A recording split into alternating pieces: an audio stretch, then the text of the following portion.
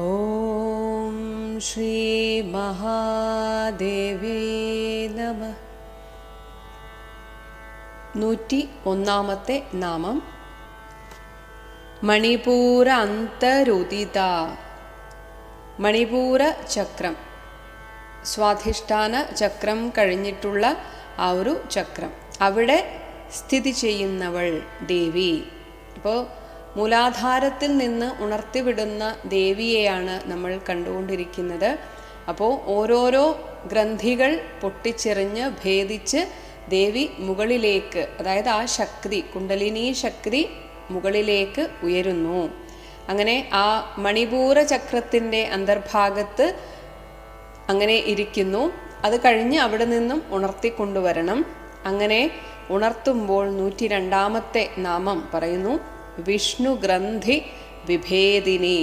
അവിടെ ഇരിക്കുന്ന വിഷ്ണു ഗ്രന്ഥിയെ വിശേഷേണ ഭേദിക്കുന്നവൾ എന്ന് അർത്ഥം.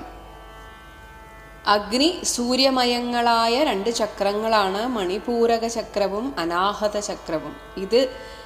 ഈ 2 ചക്രങ്ങളും സർവസിദ്ധികളും പ്രദാനം ചെയ്യുന്ന തേജോമയമായ ഈ 2 ചക്രങ്ങളെയാണ് വിഷ്ണു ഗ്രന്ഥി എന്ന് പറയുന്നത്. അപ്പോൾ ആ വിഷ്ണു ഗ്രന്ഥിയെയും ഭേദിച്ചുകൊണ്ടങ്ങനെ ആ ശക്തി മുകളിലേക്ക് ഉയരുന്നു. 103 ആജ്ഞാചക്രാന്തരാളസ്ഥ. ആജ്ഞാചക്രത്തിൻ്റെ അന്തരാളത്തിൽ, മധ്യത്തിൽ, സ്ഥ എന്നാൽ സ്ഥിതി ചെയ്യുന്ന ദേവി. ഭ്രൂമധ്യത്തിന് പിന്നിലാണ് ആജ്ഞാചക്രം. വിഷ്ണു ഗ്രന്ഥി വിഭേദിച്ച് വരുന്ന ആ ശക്തി അവിടെ ആജ്ഞാചക്രാന്തസ്ഥിതയായിട്ട് കുറച്ച് നേരം ഇരിക്കുന്നു. അങ്ങനെ ആ ആജ്ഞാചക്രം കടന്ന സാധകന് ഈ ലോകത്തെക്കുറിച്ചുള്ള, പ്രപഞ്ചത്തെക്കുറിച്ചുള്ള എല്ലാ അറിവുകളും ഉള്ളം കയ്യിൽ എന്ന പോലെ അറിയാൻ സാധിക്കുമെന്നാണ് പറയുന്നത്. 104 രുദ്രഗ്രന്ഥി വിഭേദിനി. പിന്നീട് രുദ്രഗ്രന്ഥിയെ ഭേദിക്കുന്നവൾ. വിശുദ്ധി ചക്രം, ആജ്ഞാചക്രം ഇവയിലായിട്ടാണ് സർവമംഗളപ്രദമായിട്ടുള്ള രുദ്രഗ്രന്ഥി സ്ഥിതി ചെയ്യുന്നത്. അങ്ങനെ ആ രുദ്രഗ്രന്ഥിയെയും ഭേദിച്ചുകൊണ്ട് ആ ശക്തി മുകളിലേക്ക് ഉയർന്നു വരുന്നു എന്ന് അർത്ഥം. എല്ലാം കഴിഞ്ഞ് ആ പരമാത്മാവ് സ്ഥിതി ചെയ്യുന്നു എന്ന് വിശ്വസിക്കപ്പെടുന്ന സഹസ്രാര പത്മത്തിൽ എത്തുന്നു. അങ്ങനെ 105 നാമം സഹസ്രാരാംബുജ ആരൂഢ. അങ്ങനെ സഹസ്രാരം എന്ന ആ ഒരു 1000 ഇതളുള്ള താമരയിൽ അങ്ങനെ ആരൂഢയായിട്ട് ഇരിക്കുന്നവൾ. ആജ്ഞാചക്രത്തിനും മുകളിലായിട്ട്, ബ്രഹ്മരന്ധ്രത്തിന് തൊട്ട് താഴെയായിട്ടാണ് സഹസ്രദള പത്മത്തിൻ്റെ സ്ഥാനം. അങ്ങനെ അവിടെ ദേവി ആ പരമശിവനുമായിട്ട് മേളിക്കുമ്പോഴാണ് ആനന്ദം, പരമാനന്ദമുണ്ടാകുന്നത്. അതുകൊണ്ട് തന്നെ 106 നാമം സുധാസാരാഭിവർഷിണി. സുധാസാരം എന്നാൽ അമൃതം, ആ അമൃതാനന്ദത്തെ വർഷിക്കുന്നവൾ. എപ്പോഴാണോ കുണ്ടലിനി ശക്തി ഉണർന്ന് ആ സഹസ്രാര പത്മത്തിലെത്തി ആ ശിവശക്തി ഐക്യം സംഭവിക്കുന്നത്, അപ്പോഴാണ് പരമാനന്ദം. അങ്ങനെ സുധാസാരം, അമൃതത്തെ വർഷിക്കുന്നു എന്ന് അർത്ഥം. 107 തട്ടില്ലതാ സമരുചി. തട്ടിത് എന്നാൽ മിന്നൽ പിണര്. ആ മിന്നൽ പിണരിനെ ഒരു ലതയായിട്ട്, ഒരു വള്ളിച്ചെടി പോലെയാണെങ്കിൽ അതുപോലെയുള്ള സമരുചി, അതിന് തുല്യമായ രുചി, ലാവണ്യത്തോടു കൂടിയവൾ. ഒരു മിന്നൽ പിണർ പോലെ അത്രയും പ്രകാശമാണ് ദേവിയുടെ ആ ഒരു കാന്തി എന്നാണ് പറയുന്നത്. മിന്നൽ പിണരിൻ്റെ കാന്തി. അപ്പോൾ കണ്ണിന് നേരിട്ട് താങ്ങാൻ ശക്തി പോരാ. അതുകൊണ്ടാണ് നമ്മൾ മിന്നലടിക്കുമ്പോൾ കണ്ണടച്ചു പോകുന്നത്. അതുപോലെ തന്നെ ആ ദേവിയുടെ തേജസ്സും നേരിട്ട് നോക്കാൻ തരമില്ലാത്ത വിധത്തിൽ കണ്ണഞ്ചിപ്പിക്കുന്നതാണ്. 108 ഷഡ്ചക്ര ഉപരി സംസ്ഥിത. 6 ചക്രങ്ങൾ, മൂലാധാരം, സ്വാധിഷ്ഠാനം, മണിപൂരകം, അനാഹതം, വിശുദ്ധി, ആജ്ഞ. ഇത്രയും ചക്രങ്ങൾ, 6 ചക്രങ്ങളുടെയും ഉപരി, അതിനും മുകളിലായിട്ട് സംസ്ഥിത, സ്ഥിതി ചെയ്യുന്നവൾ. 109 മഹാസക്തി. എല്ലാറ്റിനോടും ആസക്തിയുള്ളവൾ. കാരണം എല്ലാം ദേവിയുടെ സൃഷ്ടിയാണ്. ദുഷ്ടനും ശിഷ്ടനും ദേവിയെ വന്ദിക്കുന്നവരും നിന്ദിക്കുന്നവരും എല്ലാവരും ദേവിയുടെ മക്കളാണ്. അതുകൊണ്ട് തന്നെ എല്ലാവരോടും ദേവിക്ക് ഒരേപോലെ ആസക്തിയാണ്. എല്ലാവരുടെയും സംരക്ഷണം ദേവി ചെയ്യുന്നു. അതുകൊണ്ട് മഹാ ആസക്തി. ഇനി 110 കുണ്ടലിനി. ആ കുണ്ടലിനിയായിട്ടിരിക്കുന്നതും ആ ദേവി തന്നെയാണ്. അതുകൊണ്ട് ദേവിക്ക് കുണ്ടലിനി എന്ന് പേര്. 111 ബിസതന്തു തനീയസി. ബിസതന്തു താമരനൂല്. താമരനൂലു പോലെ നേർത്ത മൃദുലയും ലോലയുമായ ആ ദേവി. തനീയസി, ആ ശരീരത്തോടു കൂടിയവൾ. ഇവിടെ സൂക്ഷ്മരൂപത്തിലാണ് ദേവിയെ വർണ്ണിച്ചിരിക്കുന്നത്. കുണ്ടലിനി ശക്തി ഒരു സർപ്പാകാരത്തിലാണ് മൂലാധാരത്തിൽ വസിക്കുന്നത്. ആ കുണ്ടലിനി ശക്തിയാണ് ഈ ഒരു താമര നൂലുപോലെ മൃദുലയും ലോലയുമായിട്ടുള്ളത്. അങ്ങനെ ഒരു ചുറ്റിലാണ് സർപ്പം കിടക്കുന്നത് പോലെയാണ് ആ ഒരു കുണ്ടലിനി ശക്തി നമ്മുടെ മൂലാധാരത്തിൽ ഇരിക്കുന്നത് എന്നാണ് പറയുന്നത്. 112 ഭവാനി. ഭവൻ ശിവൻ. ശിവന്റെ പത്നിയായിട്ടുള്ളവൾ ഭവാനി. 113 ഭാവനാഗമ്യ. ഇത് 2 രീതിയിൽ പിരിച്ചു പറയാം. ഒന്ന് ഭാവന അഗമ്യ, അതായത് ഭാവന കൊണ്ട് മാത്രം നമുക്ക് അഗമ്യം എന്നാൽ പ്രാപിക്കപ്പെടാൻ കഴിയാത്തവൾ. ഇനി അതിനെ വേറൊരു രീതിയിൽ പിരിച്ച് ഭാവനാഗമ്യ എന്ന് പറഞ്ഞാൽ ചിത്തശുദ്ധിയോടുകൂടിയുള്ള കർമ്മമാർഗത്തിലൂടെ. ഭാവന എന്നാൽ ഇവിടെ കർമ്മമാർഗം എന്നർത്ഥം എടുക്കുകയാണെങ്കിൽ അങ്ങനെ ചിത്തശുദ്ധിയോടുകൂടിയുള്ള കർമ്മമാർഗത്തിലൂടെ ഗമ്യ, പ്രാപിക്കപ്പെടാൻ സാധിക്കുന്നവൾ, ഭാവനാഗമ്യ. 114 ഭവ അരണ്യ. ഭവാരണ്യ കുഠാരിക. ഭവം സംസാരം. ഈ സംസാര ലോകം ഒരു അരണ്യമായിട്ട്, വനമായിട്ട് നമ്മൾ സങ്കല്പിക്കുകയാണെങ്കിൽ ആ വനത്തിന് മുഴുവൻ കുഠാരിക, മഴുവായിത്തീരുന്നവൾ. ആ സംസാരത്തിലുണ്ടാവുന്ന നമ്മുടെ പ്രതിസന്ധികളും പ്രശ്നങ്ങളുമൊക്കെയാണ് ആ ഒരു വനം. ആ വനത്തിൽ അകപ്പെടുന്ന നമുക്ക് ഒരു സഹായത്തിന് അഭ്യർത്ഥിച്ചാൽ ആ ദേവിയാണ് നമ്മുടെ എല്ലാ പ്രതിസന്ധികളിൽ നിന്നും നമ്മെ തരണം ചെയ്യാൻ സഹായിക്കുന്നത്. അതുകൊണ്ട് ഭവ അരണ്യം, ഭവമാകുന്ന ഈ കാടിന് ഒരു മഴുവായിട്ട് തീരുന്നവൾ ദേവി. എന്തിനും ഏതിനും നമുക്ക് ദേവിയെ ആശ്രയിക്കാം എന്നാണ് അർത്ഥം. 115 ഭദ്രപ്രിയ. ഭദ്രം മംഗളം. മംഗളം ചെയ്യുന്നവരിൽ പ്രിയയായിട്ടുള്ള, അതായത് അവരെ ഇഷ്ടമുള്ളവൾ എന്നർത്ഥം. അപ്പോൾ ഭക്തൻ എന്ന് വെച്ചാൽ എപ്പോഴും മംഗളം, നല്ല കാര്യങ്ങൾ ചെയ്യുകയും മംഗളം കാണുകയും ചെയ്യുക. അതാണ് നമുക്കൊരു പ്രാർത്ഥന തന്നെയുണ്ട്. ഭദ്രാണി പശ്യന്തു. നല്ലത് മാത്രം കാണുക, ഏതൊരാളിലും നല്ലത് കാണുക, നന്മ കാണുക. അങ്ങനെ കാണുന്നവരിൽ പ്രിയമുള്ളവൾ ഭദ്രപ്രിയ. 116 ഭദ്രമൂർത്തി. ദേവി തന്നെ ഒരു മംഗളകരമായ മൂർത്തിയാണ്. അപ്പോൾ അല്ലെങ്കിൽ മറ്റൊരർത്ഥത്തിൽ പറയുന്നത് ഭദ്ര, ദേവിയുടെ ഒരു രൂപമാണ് ഭദ്ര. അപ്പോൾ ആ ഭദ്രമൂർത്തിയായിരിക്കുന്നവളും ദേവിയാണ്. അപ്പോൾ മംഗളകരമായ മൂർത്തി എന്നും മംഗളകരമായ ഭദ്രമായ മൂർത്തിയോടുകൂടിയവൾ എന്നും അർത്ഥമെടുക്കാം. ഒപ്പം ഭദ്രയുടെ രൂപം ധരിച്ചവൾ. 117 ഭക്ത സൗഭാഗ്യദായിനി. ഭക്തന്മാർക്ക് സൗഭാഗ്യത്തെ ദാനം ചെയ്യുന്നവൾ.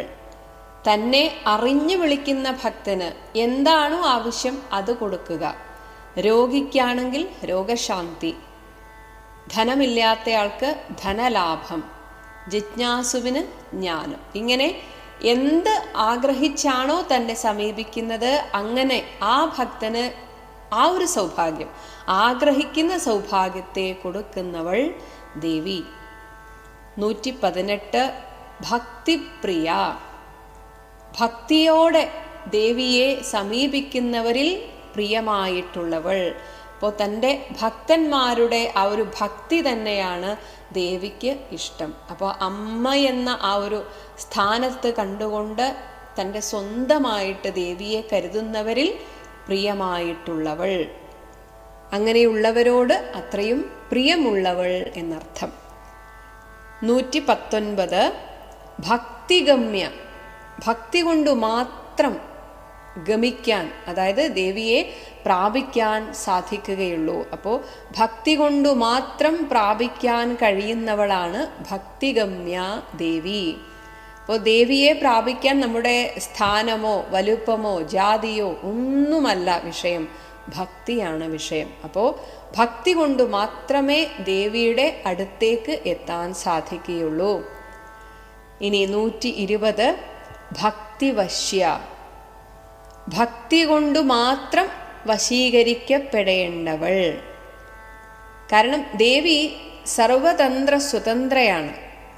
അപ്രകാരമുള്ള ദേവി ആർക്കെങ്കിലും വശകയാകുന്നുണ്ടെങ്കിൽ അത് ഭക്തിക്ക് മാത്രം എന്ന് താല്പര്യം. അപ്പോൾ തൻ്റെ കുഞ്ഞിൻ്റെ സ്നേഹത്തിന് മുന്നിൽ സർവ്വതും മറക്കുന്ന അമ്മയാണ് ദേവി. അപ്പോൾ അതുപോലെ എൻ്റെ അമ്മയാണ് എന്ന ഭാവത്തിൽ വരുന്ന ഏതൊരാളെയും ചേർത്ത് പിടിക്കുന്നവളാണ് ദേവി. അതിന് ദേവി വശപ്പെടുന്നു. 121 ഭയാപഹ. എല്ലാ ഭയത്തെയും അകറ്റുന്നവളാണ് ദേവി. കാരണം ഈ പ്രപഞ്ചത്തിൻ്റെ തന്നെ മാതാവായിട്ടുള്ള ദേവി തൻ്റെ കൂടെ തൻ്റെ അമ്മയായിട്ട് തനിക്ക് ആശ്രയമായിട്ടുണ്ട് എന്ന ചിന്തയുള്ള ഒരാൾക്ക് ഒരു ഭയത്തിൻ്റെയും ആവശ്യമില്ല. ആ അമ്മ തുണയായിട്ടുണ്ട്. ആ ചിന്ത തന്നെയാണ്, ആ ഭക്തിയോടുകൂടെ ഇരുന്നാൽ തന്നെ നമ്മുടെ എല്ലാ ഭയവും ഇല്ലാതെയാകും. അങ്ങനെ ഭയാപഹയാണ് ദേവി. 122 ശാംഭവി.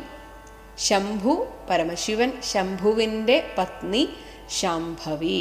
ഇങ്ങനെ ഒരുപാട് നാമങ്ങളുണ്ട്. പരമശിവൻ്റെ പേരിനോട് അതിൻ്റെ ഒരു സ്ത്രീലിംഗമാക്കിയിട്ട് ദേവിക്ക് ഒരുപാട് പേരുകൾ ഉണ്ട്.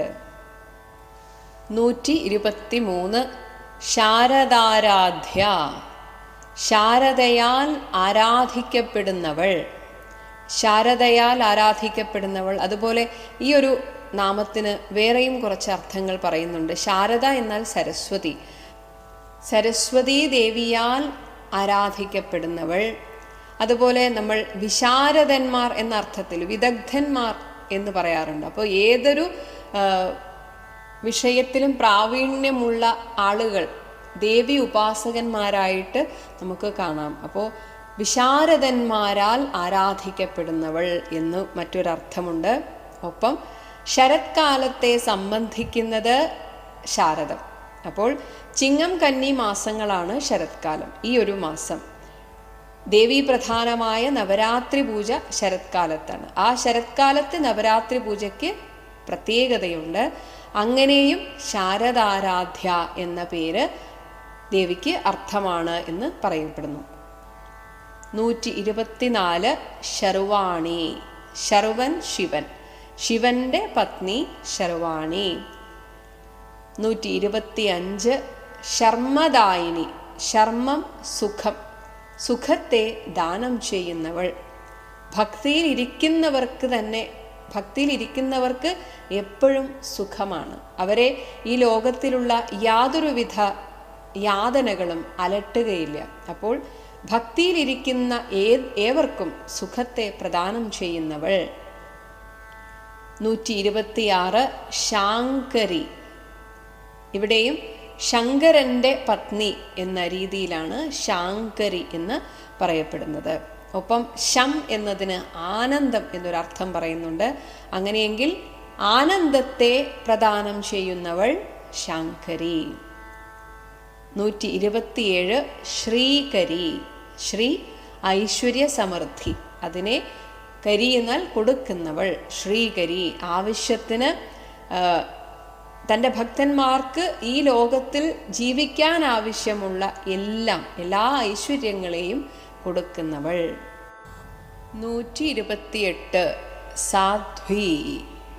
പതിവ്രതയാണ് ദേവി. മഹാദേവനെ മാത്രം ഭജിച്ചുകൊണ്ട് ഇരിക്കുന്ന ദേവി എന്നർത്ഥം. 129 ശരച്ചന്ദ്ര നിഭാനന.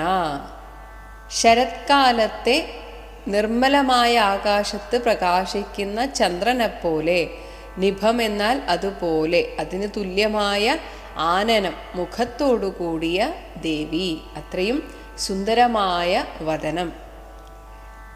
130 ശാതോദരി. ശാതം എന്നാൽ കൃശമായിട്ടുള്ള ഉദരം, വയറ്. ദേവിയുടെ ഒതുങ്ങിയ വയറിനെ കുറിച്ച് മുൻപ് പറഞ്ഞതാണ്. ഇപ്പോൾ മറ്റൊരു വാക്കിലൂടെ അതൊന്നുകൂടെ വിശേഷിപ്പിക്കുന്നു. അതാണ് ശാതോദരി. 131 ശാന്തിമതി. ദേവിയുടെ ഭാവം ശാന്തമാണ്. ഇവിടെ തിന്മ കാണുമ്പോൾ മാത്രമേ, അതിന് പോറലേൽക്കുന്നതൊന്നും ദേവി ക്ഷമിക്കുകയില്ല. അതല്ലാത്തപ്പോഴൊക്കെ തന്നെ ശാന്തസ്വരൂപിണിയാണ് ദേവി. 132 നിരാധാര. സ്വന്തമായിട്ട് ഒരു ആധാരം ആവശ്യമില്ലാത്തവൾ. ദേവി സ്വയം ജാതയാണ്. ആ ദേവിയിൽ നിന്നാണ് നമ്മളൊക്കെ ജനിക്കുന്നത്. അപ്പം നമ്മുടെ ആധാരം ദേവിയാണ്. ആ പരമാത്മാവും ആ പരമാത്മാവിൻ്റെ ആ ഒരു ഇച്ഛയനുസരിച്ച് കാര്യങ്ങൾ ചെയ്യുന്ന ദേവിയും പരാശക്തിയുമാണ്. എന്നാൽ ആ പരാശക്തിക്ക് ഒരു ആധാരത്തിൻ്റെ ആവശ്യമില്ല. അതുകൊണ്ടാണ് നിരാധാര എന്ന് പറയുന്നത്. 133 നിരഞ്ജന. അഞ്ജനം എന്നാൽ അവിദ്യ എന്നതിനെയാണ് കുറിക്കുന്നത്. അഞ്ജനം സാധാരണഗതിയിൽ കൺമഷി എന്നാണ് പറയുക, ഇരുട്ട്, അവിദ്യയെ സൂചിപ്പിക്കുന്നു. അപ്പോൾ അവിദ്യയെ ഇല്ലാതാക്കുന്ന ശക്തി സ്വരൂപിണിയാണ് ദേവി. അതുകൊണ്ട് നിരഞ്ജന, സ്വയം പ്രകാശമായിട്ടുള്ള പ്രകാശസ്വരൂപമാണ് ദേവി. 134 നിർലേപ. കർമ്മത്തിൻ്റെ കെട്ടുപാടിനെയാണ് ലേപം എന്ന് പറയുന്നത്.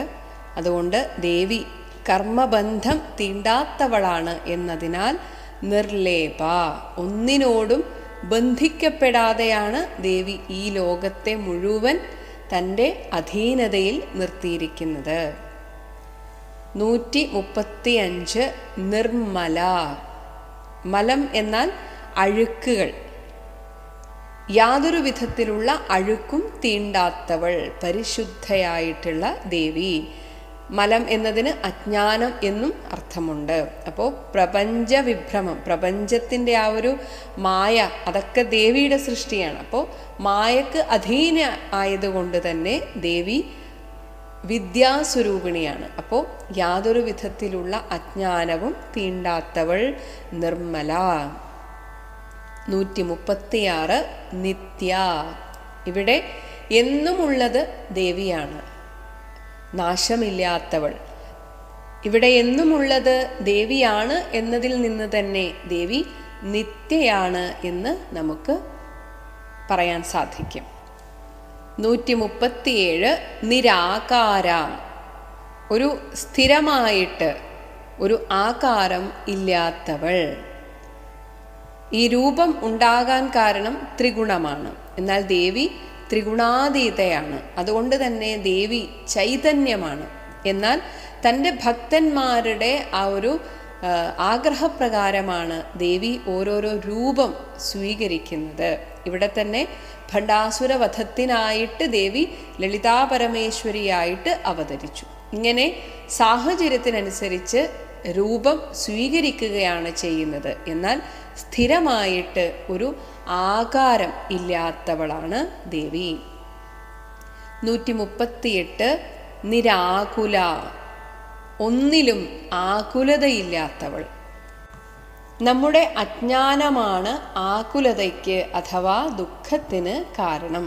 അപ്പോൾ ദേവി പ്രജ്ഞാനമാണ്, ജ്ഞാനം തന്നെ ദേവിയാണ്. അതുകൊണ്ട് തന്നെ ദുഃഖമില്ല, നിരാകുല. 139 നാമം നിർഗുണ. ഗുണങ്ങൾക്ക് അതീതയായവൾ. ദേവിയിൽ നിന്നാണ് ഗുണങ്ങളൊക്കെ ഉണ്ടാകുന്നത്. അപ്പോൾ ദേവി ത്രിഗുണാതീതയാണ്, അതുകൊണ്ട് നിർഗുണ. 140 നിഷ്കല. നിഷ്കള എന്നും പറയാം. കലകളില്ലാത്തവൾ, അംശമില്ലാത്തവൾ. ദേവി എപ്പോഴും പൂർണ്ണമായി തന്നെയാണ് അവതരിക്കുക. ഏത് ഭാവത്തിലേക്ക് വന്നാലും ദേവി പൂർണ്ണ തന്നെയാണ്. അങ്ങനെ ഒരു അംശം ഇല്ലാത്തവൾ, നിഷ്കല. 141 നാമം വീണ്ടും പറയുന്നു, ശാന്ത. ശാന്ത സ്വരൂപിണിയാണ് ദേവി. ഇങ്ങനെ ചില നാമങ്ങൾ ആവർത്തനം വരുന്നുണ്ട്. 142 നിഷ്കാമ. ഒരു കാമനയും ഇല്ലാത്തവൾ. കാരണം ദേവിക്കിവിടെ സാധിക്കാനായിട്ട് ഒന്നുമില്ല. അങ്ങനെ സാധിക്കണം എന്ന് ആഗ്രഹിക്കുന്നവർക്കാണ് ആഗ്രഹങ്ങൾ ഉണ്ടാവുക. അപ്പോൾ ദേവി തന്നെയാണ് ഈ ലോകം സൃഷ്ടിക്കുന്നത്. എപ്പോൾ വേണമെങ്കിലും എന്ത് വേണമെങ്കിലും സാധിക്കും എന്നതിനാൽ ദേവി നിഷ്കാമയാണ്. 143 നിരുപപ്ലവ. ഉപപ്ലവം എന്നാൽ നാശം. നിരുപപ്ലവ, നാശമില്ലാത്തവൾ. എപ്പോഴും നിത്യമായിരിക്കുന്നു എന്ന് ഒരു നാമം പറഞ്ഞു. അതിൻ്റെ മറ്റൊരു ഭാവ തലത്തിലേക്ക് ഇത് പറഞ്ഞു എന്ന് മാത്രം. നിരുപപ്ലവ. 144 നിത്യമുക്ത. കാരണം ഈ മായയിലേക്ക് വരുമ്പോഴാണ് നമ്മൾ ബദ്ധരാവുന്നത്. ദേവി മയാതീതയാണ്, അതുകൊണ്ട് ദേവി നിത്യമുക്തയാണ്. 145 നിർവികാര. വികാരം എന്നാൽ മാറ്റം. ശരീരത്തിനാണ് മാറ്റം ഉണ്ടാവുക, വളരുക, പെരുകുക, ജീർണിക്കുക, നശിക്കുക, ഇങ്ങനെയൊക്കെ ശരീരത്തിനാണ് മാറ്റം. ദേവി ചൈതന്യസ്വരൂപിണിയാണ്. ആ ദേവിക്ക് മാറ്റമില്ല, അതുകൊണ്ട് നിർവികാര. 146 നിഷ്പ്രപഞ്ച. ഈ മായാലോകത്തിലുള്ളവർക്കാണ് ഈ ലോകം സത്യമാണ് എന്ന തോന്നലുണ്ടാകുന്നത്. അത് നമ്മുടെ പഞ്ച ഇന്ദ്രിയങ്ങളെ കൊണ്ടാണ് നമ്മൾ ഈ ലോകത്തെ അറിയുന്നത് എന്നതിനാൽ തന്നെയാണ് അതിനെ പ്രപഞ്ചം എന്ന് വിളിക്കുന്നത്. എന്നാൽ ദേവി ഇതിൽ നിന്നൊക്കെ അതീതയാണ്. അതിനാൽ ദേവിക്ക് പ്രപഞ്ചം എന്നൊന്നില്ല. ഇത് മായയാണെന്ന് എല്ലാം കൊണ്ടും അറിയാവുന്നത് ദേവിക്കാണ്. എല്ലാ രീതിയിലും അറിയാവുന്നയാളാണ് ദേവി. അതുകൊണ്ട് ദേവി നിഷ്പ്രപഞ്ച. 147 നിരാശ്രയ. നേരത്തെ നിരാധാര എന്ന് പറഞ്ഞത് തന്നെ വേറൊരു വാക്ക് ഉപയോഗിക്കുന്നു എന്ന് മാത്രമേ ഉള്ളൂ. മറ്റൊരു ആശ്രയ വസ്തുവിനെ ഇവിടെ നിലനിൽക്കാൻ ദേവിക്ക് മറ്റൊരാശ്രയവും ആവശ്യമില്ല. അതുകൊണ്ട് ദേവി നിരാശ്രയ. 148 നിത്യശുദ്ധ. ഒന്നിനോടും പറ്റിച്ചേരാത്തത് കൊണ്ട് തന്നെ ദേവി ത്രികാലങ്ങളിലും എപ്പോഴും ശുദ്ധയാണ്. ദേവിക്കൊരിക്കലും ഒരു അജ്ഞാനം വരുന്നില്ല. അതുകൊണ്ട് തന്നെയാണ് ശുദ്ധം എന്ന് പറഞ്ഞത്. 149 നിത്യബുദ്ധ. നിത്യമായ ശുദ്ധബുദ്ധിയോടുകൂടിയവൾ. ആ ഒരു ചിത്താകുന്ന ബോധം. ദേവി സച്ചിദാനന്ദ സ്വരൂപിണിയാണ്. അപ്പോൾ ശുദ്ധബോധമാണ് ദേവിയിൽ ഉള്ളത്. അവിടെ യാതൊരു വിധത്തിലുള്ള ആസക്തിയോ കെട്ടുപാടുകളോ ഇല്ലാത്തതുകൊണ്ട് നിത്യബുദ്ധ ആണ് ദേവി. 150 നിരവധ്യ. അവധ്യം എന്നാൽ നിന്ദ്യം, നിരവധ്യ എന്ന് പറയുമ്പോൾ വന്ധ്യം. എല്ലാവർക്കും വന്ധ്യയായവളാണ് ദേവി. 151 നിരന്തര. അന്തരമില്ലാത്ത മട്ടിൽ ഇടതൂർന്ന് എങ്ങും നിറഞ്ഞു നിൽക്കുന്നവളാണ് ദേവി. അന്തരം എന്നാൽ വിടവ്. അപ്പോൾ എങ്ങും നിറഞ്ഞിരിക്കുന്നു എന്ന് പറഞ്ഞാൽ അവിടെ പിന്നെ അതിനിടയിലൊരു വിടവില്ല. നിരന്തര. 152 നിഷ്കാരണ. കാരണരഹിതയായിട്ടുള്ളവൾ. ദേവി എന്തിനിവിടെ ഉണ്ടായി എന്ന് ചോദിച്ചാൽ അതിനൊരു അർത്ഥമില്ല, ചോദ്യത്തിനേ അർത്ഥമില്ല. കാരണം ദേവി ഉണ്ടായിട്ടില്ല, എപ്പോഴും ഇവിടെ എന്നുമുള്ളത് ദേവിയാണ്. അപ്പോൾ ഒരിക്കൽ മറഞ്ഞു പോയതാണ് പിന്നീട് ഉണ്ടായി വരിക. പക്ഷേ ഒരിക്കലും മറയാത്ത ഒരാൾക്ക് പിന്നീടൊരു ഉണ്ടാവുക, സംഭവിക്കുക എന്നതില്ല. അതുകൊണ്ട് ദേവി നിഷ്കാരണ, ഒന്നും ദേവിക്ക് കാരണമല്ല, ദേവിയാണ് എല്ലാറ്റിനും കാരണഭൂതയായിരിക്കുന്നത്. 153 നിഷ്കളങ്ക. ഇവിടെ വീണ്ടും പറയുന്നത് കളങ്കം, പാപം, അജ്ഞാനം, അപ്പൊ അതൊന്നും ഇല്ലാത്തവൾ നിഷ്കളങ്ക. 154 നിരുപാധിഹി, ഒരു ഉപാധി ഇല്ലാത്തവൾ. ഇവിടെ നമ്മളെപ്പോലുള്ള ആളുകൾക്ക്, ജീവാത്മാക്കൾക്ക് ഈ ലോകത്തിൽ എന്തെങ്കിലുമൊക്കെ പ്രവൃത്തികൾ ചെയ്യണമെങ്കിൽ ഒരു ഉപാധി വേണം, ശരീരമെന്ന ഉപാധി വേണം. എന്നാൽ ദേവിക്ക് അതിൻ്റെ ആവശ്യമില്ല. ദേവിയുടെ ആ ശക്തി സ്വരൂപം തന്നെയാണ് ഈ പ്രപഞ്ചം, ദേവിയുടെ സങ്കല്പമാണ് ഈ പ്രപഞ്ചം. അപ്പൊ ദേവിക്ക് ഒരു ശരീരം സ്വീകരിക്കണം എന്നേ ഇല്ല. സർവ്വതിലും നിറഞ്ഞു നിൽക്കുന്ന ചൈതന്യമാണ്. ആ ചൈതന്യത്തിൻ്റെ സങ്കല്പം കൊണ്ട് തന്നെ ദേവിക്ക് ഇവിടെ എന്തും സാധ്യമാകും. 155 നിരീശ്വര.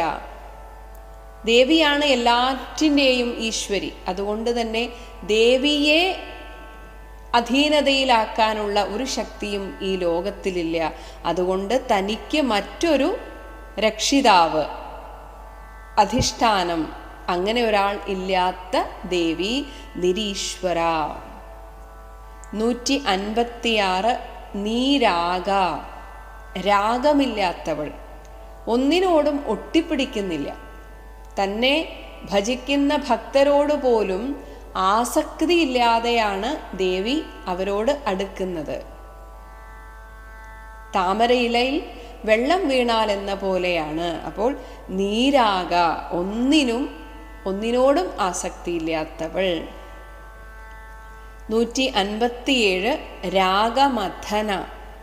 അതേസമയം ഭൗതിക ലോകത്തിൽ ജീവിക്കുന്ന തൻ്റെ ഭക്തന്മാരുടെ ഉള്ളിലെ രാഗത്തെ തന്നിലേക്ക് അടുക്കും തോറും ദേവി ആ രാഗത്തെ ഇല്ലാതാക്കി കൊടുക്കുന്നു. അങ്ങനെ ഈ പ്രപഞ്ചത്തെ മുഴുവൻ ഒന്നായി കാണാനുള്ള ഒരു മനസ്ഥിതിയിലേക്ക് തൻ്റെ ഭക്തനെ ഉയർത്തുന്നു. അങ്ങനെ ഉയരണമെങ്കിൽ ഉള്ളിൽ നിന്ന് ഈ രാഗം, ആസക്തി, എന്തെങ്കിലും ഒന്നിനോടുള്ള അല്ലെങ്കിൽ ചില പ്രത്യേക വ്യക്തികളോട്, വസ്തുക്കളോടുള്ള രാഗം ഇല്ലാതെയാവണം. അത് ഇല്ലാതാക്കി തരുന്നവളാണ് ദേവി. 158 നിർമ്മത. മതമില്ലാത്തവൾ. സർവജ്ഞയാണ്, സർവശക്തയാണ് ദേവി, എങ്കിലും ഒരിക്കലും അതിൻ്റെ ആ ഒരു മതം ഇല്ലാത്തവൾ. അപ്പോൾ ദേവിയെ ആരാധിക്കുന്നവരിലും ഈ ഒരു സ്വഭാവം, ഗുണം ഉണ്ടാവണം. യാതൊരു വിധത്തിലുള്ള മതവും ഉണ്ടാവാൻ പാടില്ല. അപ്പം അതുകൊണ്ടാണ് ദേവി അങ്ങനെ ആയിരിക്കുന്നത്. ദേവി ആരാധിക്കുന്നവരും അങ്ങനെ തന്നെ ആയിരിക്കണം.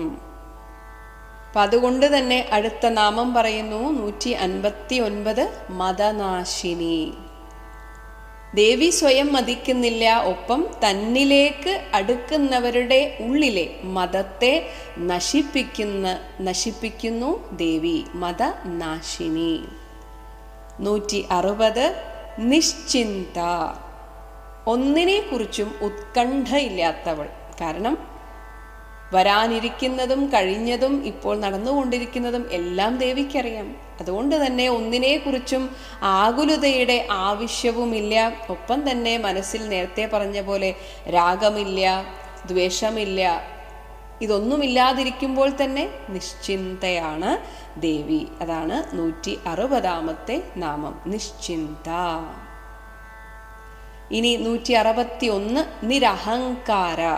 നേരത്തെ പറഞ്ഞതുപോലെ തന്നെ, അല്ലെങ്കിൽ നിരഹങ്കാര എന്നത് നമ്മുടെ ആ ഒരു വ്യക്തിഭാവമാണ്. ഞാനൊരു വ്യക്തിയാണ് എന്ന ആ ഒരു സങ്കുചിതമായ ചിന്താഗതിയിലേക്ക് പോകുന്നതിനെയാണ് അഹങ്കാരം എന്ന് പറയുന്നത്. എന്നാൽ സർവ്വതും ഞാനാണ് എന്ന ചിന്ത നിരഹങ്കാര. 162 നിർമോഹ. മോഹമില്ലാത്തവൾ. മോഹം എന്നാൽ വിവേകമില്ലായ്മ. അത് ഈ മായയിൽ പെടുന്നവർക്ക് മാത്രമാണ്. അപ്പോൾ തീർച്ചയായും മയാധീശ്വരിയായിട്ടുള്ള ദേവി നിർമോഹയാണ്. സ്വയം മോഹരഹിതയായിട്ടുള്ള നിർമോഹയായിട്ടുള്ള ഒരാൾക്ക് മാത്രമേ തന്നെ ആശ്രയിക്കുന്നവരുടെ മോഹത്തെ ഇല്ലാതെയാക്കാൻ സാധിക്കുകയുള്ളൂ. അതിനാൽ 163 നാമം മോഹനാശിനി. ദേവിയിൽ ആസക്തി ഉണ്ടാകുമ്പോൾ ഭക്തന്മാരുടെ മോഹം, ഈ ലൗകികമായിട്ടുള്ള ഒരു ഭ്രമമൊക്കെ മാറിക്കിട്ടുന്നതാണ്. അങ്ങനെ തൻ്റെ ഭക്തന്മാരുടെ മോഹത്തെ നശിപ്പിക്കുന്നവൾ എന്ന അർത്ഥത്തിൽ മോഹനാശിനി. 164 നിർമ്മമ, മമത ഇല്ലാത്തവൾ. എൻ്റേത് എന്ന ഭാവം, ഇത് എൻ്റേത് മാത്രമാണ്, ഇവരാണ് എൻ്റേത് എന്ന ഭാവം, അത് ഇല്ലായ്മയാണ് നിർമ്മമത്വം. അപ്പോൾ ഇതാണ് ഈ ലോകത്തിൽ നമ്മെ കെട്ടിയിടുന്നത്. അപ്പോൾ ഈ മമത്വം ഇല്ലാത്തവളാണ് ദേവി. അതുകൊണ്ട് തന്നെ 165 നാമം മമതാഹന്ത്രി. തന്നെ ആശ്രയിക്കുന്നവരിലും ആ ഒരു മമത്വബോധത്തെ, മമത്വ ചിന്തയെ ഇല്ലാതെയാക്കി കളയുന്നു ദേവി. കാരണം ദേവിയെ ആശ്രയിക്കും തോറും ഈ ലോകത്ത് ദേവി അല്ലാതെ മറ്റൊന്നില്ല എന്ന ചിന്ത വരുമ്പോൾ എല്ലാം എൻ്റേതാണ്, അല്ലാതെ പ്രത്യേകിച്ച് കുറച്ചു പേർ മാത്രം എൻ്റെ സ്വന്തം എന്ന ചിന്ത മാറിക്കിട്ടുന്നു. അങ്ങനെ തൻ്റെ ഭക്തന്മാരുടെ മമതയെ ഇല്ലാതാക്കുന്നവൾ മമതാഹന്ത്രി. 166 നിഷ്പാപ, പാപമില്ലാത്തവൾ. നിത്യശുദ്ധയും നിത്യബുദ്ധയും നിത്യമുക്തയുമാണ് ദേവി. അപ്പോൾ പാപമില്ലാത്ത ദേവി. അടുത്തത് പറയുന്നത് 167 പാപനാശിനി. തന്നെ ആശ്രയിക്കുന്ന ഭക്തന്മാരുടെ പാപത്തെ നശിപ്പിക്കാൻ സാധിക്കുന്നവളാണ് ദേവി. 168 നിഷ്ക്രോധ, ക്രോധമില്ലാത്തവൾ. ക്രോധം എന്നത് രജോ ഗുണത്തിൽ നിന്ന് ഉണ്ടാകുന്നതാണ്, ആഗ്രഹങ്ങളുടെ ഫലമായിട്ട് ഉണ്ടാകുന്നതാണ്. അപ്പോൾ ഇതൊന്നുമില്ലാത്ത ദേവിക്ക് ഒരിക്കലും ക്രോധമുണ്ടാവുകയില്ല. ഇനി തിന്മയ്ക്കെതിരെയുള്ള ദേവിയുടെ ക്രോധം എന്നത് അതൊരു സംഹാരത്തിനായിട്ട് ദേവി തൽക്കാലത്തേക്ക് എടുക്കുന്ന ഒരു ഭാവം മാത്രമാണ്. അല്ലാതെ ഒരു മമത്വബോധത്തിൽ നിന്നുള്ള, ആ ഒരു മമതയിൽ നിന്നുള്ള ക്രോധമൊന്നും ദേവിക്കില്ല. സ്വാഭാവികമായും അടുത്ത നാമം ക്രോധശമനി. അപ്പോൾ ദേവിയെ സമീപിക്കുന്നവരിൽ, അവരിൽ ആ ഒരു ക്രോധം അത് ഉണ്ടാവാനുള്ള സാഹചര്യം പതുക്കെ ഇല്ലാതെയാവുന്നു. കാരണം ദേവിയോടടുക്കും തോറും നമ്മുടെ ചിത്തശുദ്ധി വർദ്ധിക്കുന്നു. ചിത്തശുദ്ധിയുള്ള ആ ഒരു മനസ്സിൽ ആഗ്രഹങ്ങളില്ലാതെയാകുന്നു. ആഗ്രഹങ്ങളില്ലാതെയായാൽ തീർച്ചയായും ക്രോധവും ഇല്ലാതെയാകും. അതുകൊണ്ടാണ് 169 നാമം ക്രോധശമനി എന്നായത്. 170 നിർലോഭ. ലോഭം എന്നാൽ ഇനിയും വേണം, കിട്ടിയത് പോരാ എന്ന ചിന്ത. സ്വന്തം കയ്യിലുള്ളത് അവിടെ ഭദ്രമാക്കി വെക്കുകയും ഇനിയും കിട്ടിയാൽ തരക്കേടില്ല എന്ന ചിന്ത. പക്ഷെ ദേവിക്ക് അതിൻ്റെ ആവശ്യമില്ല. ഈ പ്രപഞ്ചം മുഴുവൻ ദേവിയാണ്. അതുകൊണ്ട് തന്നെ ദേവി നിർലോഭയാണ്. സ്വാഭാവികമായും അടുത്ത നാമം ലോഭനാശിനി. 171 നാമം. അപ്പോൾ ദേവിയോടടുക്കുമ്പോൾ നമ്മുടെ ഉള്ളിലെ എല്ലാ തിന്മകളും എല്ലാ സ്വഭാവ ദൂഷ്യങ്ങളും ഇല്ലാതെയാകുന്നു എന്ന് വേണം ഇതിന് അർത്ഥമെടുക്കാൻ. അപ്പോൾ ദേവിയോടടുക്കുമ്പോൾ ഭക്തന്മാരുടെ ഉള്ളിലെ ഈ ഒരു ലോഭം ഇല്ലാതെയാകുന്നു. അത് ഇല്ലാതാക്കുന്നവൾ ദേവി, ലോഭനാശിനി. 172 നിസ്സംശയ. ഇവിടെ വികൽപ്പ ചിന്ത, അതോ ഇതോ എന്നുള്ള ആ ഒരു ദ്വന്ദ്വചിന്തയൊക്കെ മായയിൽ പെടുന്നവർക്കാണ് ഉള്ളത്. എന്നാൽ ദേവി സർവജ്ഞയാണ്. അതുകൊണ്ട് തന്നെ ദേവി നിസ്സംശയ, ഒന്നിനെക്കുറിച്ചും സംശയം ഇല്ല. കാരണം ഈ സൃഷ്ടി തന്നെ ദേവിയുടേതാണ്. അപ്പോൾ 173 നാമം സംശയഘ്നി. തൻ്റെ ഭക്തന്മാരുടെ ഉള്ളിലിരുന്ന് ആ ഭക്തന്മാരുടെ ഉള്ളിലെ എല്ലാ സംശയത്തെയും ദൂരീകരിച്ചു കൊടുക്കുന്നവളാണ് ദേവി. അപ്പോൾ ദേവിയോട് അടുക്കുകയാണ് ഇതൊക്കെ ഇല്ലാതാക്കാനുള്ള ഒരേ ഒരു വഴി എന്നുകൂടെ നമ്മൾ മനസ്സിലാക്കണം. 174 നിർഭവ. ഭവം സംസാരം. സംസാരത്തിൽ പെടുന്നവർക്കാണ് ഉണ്ടാവുക, നശിക്കുക തുടങ്ങിയ കാര്യങ്ങൾ. എന്നാൽ ദേവി ആ ഭവസാഗരത്തിൽ നിന്ന് നമ്മെ രക്ഷിക്കുന്നവളാണ്. സ്വയം ആ ഒരു സംസാര സാഗരത്തിൽ ദേവി പെടുന്നില്ല. അതുകൊണ്ട് തന്നെ ദേവി നിർഭവ, ഉൽപ്പത്തി ഇല്ലാത്തവൾ എന്ന് അർത്ഥം. 175 ഭവനാശിനി. അതേസമയം ഈ മായാസമുദ്രത്തിൽപ്പെട്ട് പല വിധത്തിലുള്ള ഒരു ദ്വേഷബുദ്ധിയാൽ, രാഗബുദ്ധിയാൽ, അതുപോലെ എല്ലാ വിധത്തിലുള്ള ആഗ്രഹം, അതിൽ നിന്നുണ്ടാവുന്ന ക്രോധം, ഇങ്ങനെ പല വിധത്തിലുള്ള ആകുലതകൾ നിറഞ്ഞതാണ് ഈ ലോക ജീവിതം. ദേവിയോടടുക്കും തോറും ഇതിലൊന്നും ഒരർത്ഥവുമില്ല എന്ന് മനസ്സിലാക്കുന്ന ഒരു ഭക്തനെ സംബന്ധിച്ച് ഈ ലോകം പിന്നെ വെറുമൊരു കൽപ്പിതമാണെന്ന ബോധം ഉറയ്ക്കുന്നു. അങ്ങനെ തൻ്റെ ഭക്തന്മാരുടെ ഉള്ളിൽ ആ ഒരു ഭവം, ജനന മരണാതിരൂപമായ സംസാര ദുഃഖത്തെ, അതിനെ ഇല്ലാതാക്കുന്നവളാണ് ദേവി. 176 നിർവികൽപ. വികൽപ്പം എന്നാൽ രണ്ടുണ്ട് എന്ന ചിന്ത. ഇവിടെ പലതുണ്ട് എന്ന ചിന്ത. അത് ഇല്ലാത്തവളാണ് ദേവി. ദേവി സത്യമറിഞ്ഞവളാണ്. അതുകൊണ്ട് തന്നെ ദേവി നിർവികൽപ്പയാണ്. 177 നിരാബാധ. ഒന്നിനാലും ബാധിക്കപ്പെടാത്തവൾ. അതായത് ദേവിയോട് ആരൊക്കെ അടുത്താലും, ദേവി ആരോട് അടുത്താലും ഒന്നും ദേവിയെ ബാധിക്കുന്നില്ല. തൻ്റെ ഭക്തന്മാരുടെ ഒരു ദോഷങ്ങളൊന്നും തന്നെ ദേവിയെ ബാധിക്കുന്നില്ല. ദേവി ആ ഒരു ആകാശം പോലെയാണ്. അങ്ങനെയാണ് ആ ഒരു ഉദാഹരണം പറയുക. ഒന്നിനോടും ചേരാതെ എന്നാൽ എല്ലാറ്റിൽ നിന്നും വ്യതിരിക്തയാണ് ദേവി. അപ്പോൾ ഒന്നിനാലും ദേവിയെ മറയ്ക്കാനും സാധ്യമല്ല, ദേവിയെ ഒന്നും ബാധിക്കുന്നില്ല എന്ന് അർത്ഥം. 178 നിർഭേദ.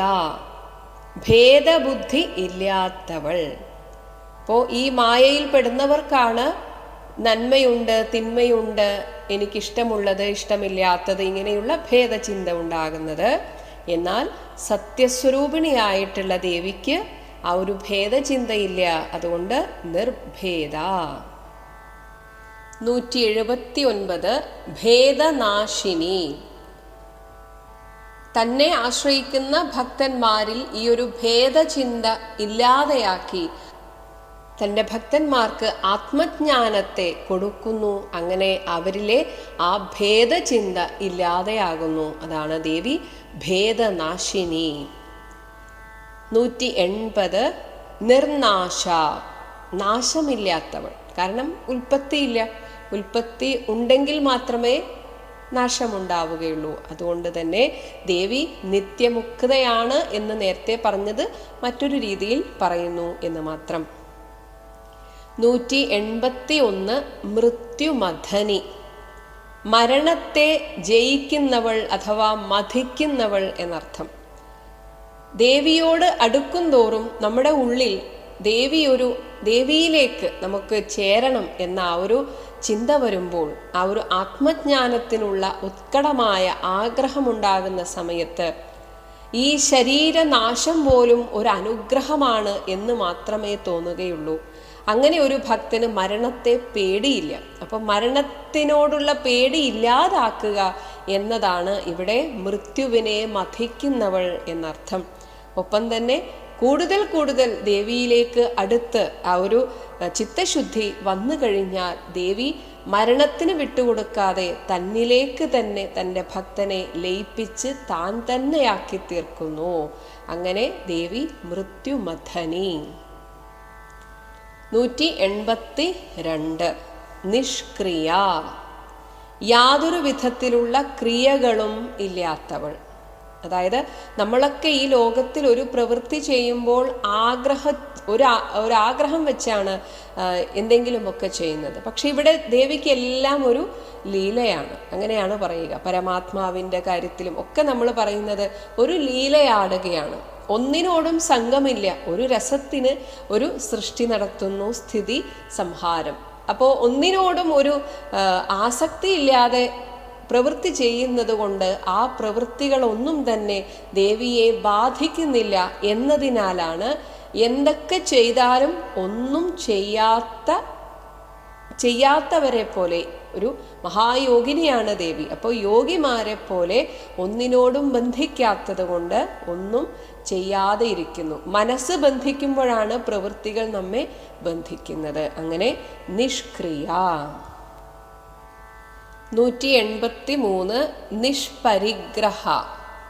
പരിഗ്രഹം എന്നാൽ സ്വീകരിക്കുക, മറ്റുള്ളവരിൽ നിന്ന് സ്വീകരിക്കുക. ദേവി ഒന്നും സ്വീകരിക്കുന്നില്ല, കാരണം ദേവി സ്വയം പൂർണ്ണയാണ്. ഇനി പ്രത്യേകിച്ച് ഒന്നും നേടിയിട്ട് വേണ്ട സന്തോഷിക്കാൻ.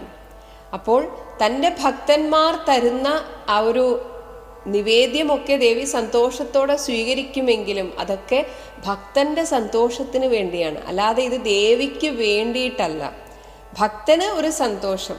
ഇപ്പോൾ ഒരു കൊച്ചു കുഞ്ഞിനെ ആഭരണങ്ങളൊക്കെ അണിയിച്ച് കാണാൻ അത് അമ്മയുടെ ഒരു ഇഷ്ടമാണ്, അല്ലാതെ കൊച്ചു കുഞ്ഞൊരിക്കലും പറയുന്നില്ല എനിക്ക് സ്വർണത്തിൻ്റെ വളയിട്ട് തരൂ, ഒന്നും പറയുന്നില്ല. പക്ഷേ അമ്മമാർക്ക് ഒരു സന്തോഷം തൻ്റെ കുഞ്ഞിനെ ഇങ്ങനെ ആഭരണങ്ങളൊക്കെ അണിയിച്ചു കാണാൻ. ഇതുപോലെ ഒരു ഭക്തന്റെ സന്തോഷത്തിന് ദേവിയെ അലങ്കരിച്ച് വെച്ചാൽ അത് ഭക്തന്റെ സന്തോഷം. അമ്മയ്ക്ക് അങ്ങനെ ചെയ്താലും പ്രശ്നമല്ല, ചെയ്തില്ലെങ്കിലും പ്രശ്നമല്ല.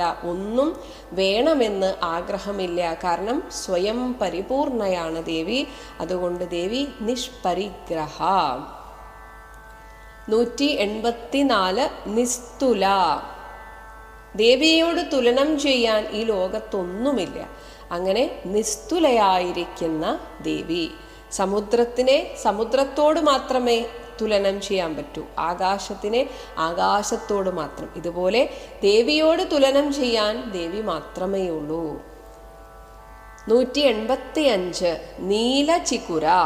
ചികുരം മുടി, നല്ല ഇടതൂർന്ന് സമൃദ്ധമായി നീണ്ടു തഴച്ച മുടി. അപ്പൊ നീല എന്നതിന് ഒരു കറുത്തിരുണ്ട എന്ന അർത്ഥമാണ് ഇവിടെ എടുക്കേണ്ടത്. 186 നിരപായ. ഒരു അപായവും ഏൽക്കാത്തവൾ. ഒന്നിൽ നിന്ന് വേർപെട്ടു പോകുന്നതിനെയാണ് ഇവിടെ അപായം എന്ന് പറയുന്നത്. അപ്പോൾ എല്ലാറ്റിലുമുള്ള സർവാന്തര്യാമിയായിട്ടുള്ള ദേവി ഒന്നിൽ നിന്നും വേർപെടാനില്ല. അങ്ങനെ നിരപായ. 187 നിരത്യയ. ഒന്നിനാലും, അത്യയം എന്നാൽ നാശം, ഒന്നിനാലും നാശം സംഭവിക്കാത്തവൾ. ഭഗവത്ഗീതയിൽ ഭഗവാൻ പറയുന്നുണ്ട്, ഈ പരമാത്മാവിനെ കുറിച്ച് എന്തൊക്കെ വിശേഷണങ്ങൾ പറയുന്നു അതൊക്കെ ദേവിക്ക് ബാധകമാണ്. അഗ്നി കൊണ്ട് ദഹിപ്പിക്കാൻ സാധ്യമല്ല, വെള്ളം കൊണ്ട് അതിനെ നനയ്ക്കാൻ സാധ്യമല്ല, വാളുകൊണ്ട് ഛേദിക്കാൻ സാധ്യമല്ല. ഇതുപോലെ ഒന്നിനാലും അതിക്രമിക്കാൻ പറ്റാത്തവൾ, നാശമില്ലാത്തവൾ, അനശ്വര എന്ന് അർത്ഥം. 188 ദുർലഭ. വളരെ ക്ലേശിച്ചു മാത്രം ലഭിക്കപ്പെടുന്നവൾ. അതായത് നിഷ്കാമമായ ഭക്തി, നിഷ്കളങ്കമായ ഭക്തി കൊണ്ട് മാത്രമേ ദേവിയെ നേടാൻ സാധിക്കുകയുള്ളൂ. അതല്ലാതെ അവനവൻ്റെ സ്വാർത്ഥതയ്ക്കു വേണ്ടി ദേവിയെ ആശ്രയിക്കുന്നവർക്ക് ദേവിയെ ലഭിക്കില്ല. ദേവിയിൽ നിന്ന് എന്തെങ്കിലും ലഭിക്കാൻ വേണ്ടി ദേവിയെ ആശ്രയിക്കുന്നവർക്ക് ചിലപ്പോൾ അവരാഗ്രഹിക്കുന്ന ഭൗതികമായ എന്തെങ്കിലുമൊക്കെ ആഗ്രഹങ്ങൾ സാധിച്ചു എന്ന് വരാം, പക്ഷെ ദേവിയെ ലഭിക്കില്ല. അങ്ങനെ ലഭിക്കണമെങ്കിൽ നിഷ്കളങ്കമായ ആ ഒരു ദൃഢമായ ഭക്തി ആവശ്യമാണ്. അതുകൊണ്ടാണ് ദേവിയുടെ നാമം ദുർലഭ. 189 ദുർഗമ. നേരത്തെ പറഞ്ഞ നാമത്തിൻ്റെ തന്നെ മറ്റൊരു ഭേദമാണിത്. ആരുടെ അടുത്തെത്താനാണോ നന്നേ പ്രയാസപ്പെടേണ്ടത് ആ ദേവി. അപ്പോൾ ഭക്തി ഇല്ലാത്തവർക്ക് എത്രയൊക്കെ ആയാലും ആ ദേവിയുടെ ആ ഒരു തത്വം മനസ്സിലാക്കാൻ പ്രയാസമാണ്. അങ്ങനെ ദേവി ദുർഗമ എന്ന് പേര്, ദേവിക്ക് ദുർഗമ എന്ന് പേര്. 190 ദുർഗാ, ദുർഗാദേവി. ദുർഗമൻ എന്ന അസുരനെ വധിച്ച മന്ത്രശക്തിയാണ് ദുർഗ. മനസ്സിനെ ദുർവ്യതിയാനങ്ങളിൽ നിന്ന്, നമ്മുടെ ആസക്തികളിൽ നിന്നൊക്കെ പിന്തിരിപ്പിച്ച്, ഇവിടെ ആസുരികമായ ചിന്ത എന്നർത്ഥം. അപ്പം ആസുരികമായ ചിന്തകളിൽ നിന്ന് നമ്മുടെ മനസ്സിനെ പിന്തിരിപ്പിച്ച് സന്മാർഗനിഷ്ഠയിൽ ഉറപ്പിക്കുന്നവളാണ് ദുർഗ. അതാണ് ദുർഗാപൂജയുടെ മഹത്വം. അപ്പോൾ അസുരൻ എന്നൊക്കെ പറയുന്നത് നമ്മുടെ ഉള്ളിലെ ആസുരിക ശക്തിയാണ്, അതിനെ ഇല്ലാതാക്കുന്നവൾ ദുർഗ. 191 ദുഃഖഹന്ത്രി, ദുഃഖത്തെ ഇല്ലാതാക്കുന്നവൾ. ദേവിയിൽ ആസക്തി ഉള്ളവരിൽ, അതാണ് ഭക്തി, ആ ഒരു ഈശ്വരനിലുള്ള ആസക്തിയാണ് ഭക്തി. അങ്ങനെ ഒരു ഭക്തി ഉള്ളവർക്ക് യാതൊരുവിധ ദുഃഖവും ഉണ്ടാവുകയില്ല. അപ്പോൾ ദേവിയോടടുക്കും തോറും നമ്മുടെ ഉള്ളിൽ എപ്പോഴും ഒരു ആനന്ദമായിരിക്കും. അങ്ങനെ ദുഃഖഹന്ത്രി ആയിരിക്കുന്നു ദേവി. 192 ദുഃഖമില്ലാതെയായാൽ പിന്നെ സുഖപ്രദ, അതാണ് ആ നാമം, സുഖത്തെ നൽകുന്നവൾ. ഒന്ന്, നമ്മുടെ ഭൗതികമായ ആഗ്രഹങ്ങൾ നേടിയാലും, നമുക്ക് എന്തൊക്കെ ഭൗതികമായ ആഗ്രഹങ്ങൾ നേടിയാലും അതിൽ നിന്നൊക്കെ കിട്ടുന്ന സുഖത്തിനൊരു പരിധിയുണ്ട്.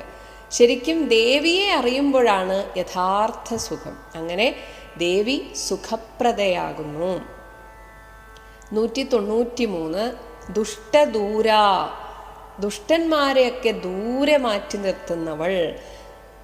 ദുഷ്ടന്മാർ എന്നതുകൊണ്ട് ഈ പ്രാപഞ്ചിക ജീവിതം സത്യമെന്നും ഇതാണ് ലോകമെന്നും കരുതി ജീവിക്കുന്ന, പ്രത്യേകിച്ച് ഭക്തിയൊന്നുമില്ലാതെ അവനവൻ്റെ സുഖത്തിന് വേണ്ടി ജീവിക്കുക, അങ്ങനെ മരിക്കുക, ഇങ്ങനെ തികച്ചും സ്വാർത്ഥ ലാഭത്തോടുകൂടെ ജീവിക്കുന്നവരിൽ നിന്ന് ദേവി എത്രയോ അകലെയാണ്. അതാണ് ദുഷ്ടദൂര. 194 ദുരാചാരശമനി, ദുരാചാരങ്ങളെയൊക്കെ ശമിപ്പിക്കുന്നവൾ. ഇവിടെ ദേവിയെ ആരാധിക്കുന്ന രീതിയിലുള്ള നല്ല ആചാര അനുഷ്ഠാനങ്ങൾ ദേവി എപ്പോഴും ആഗ്രഹിക്കുന്നു, അല്ലെങ്കിൽ ദേവി അങ്ങനെ ചെയ്യുന്നവരിൽ അനുഗ്രഹം ചൊരിയുന്നു.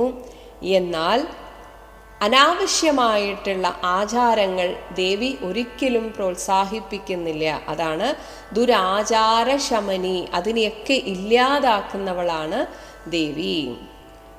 195 ദോഷവർജിത, ദോഷങ്ങൾ.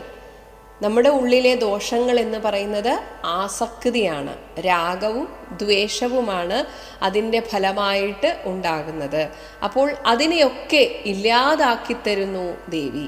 അപ്പോൾ എന്തിനും ദേവിയോട് അടുക്കും തോറും നമ്മുടെ ഉള്ളിലെ എല്ലാ ദുർവാസനകളും ഇല്ലാതെയാകുന്നു. 196 സർവജ്ഞ, എല്ലാം അറിയുന്നവളാണ് ദേവി.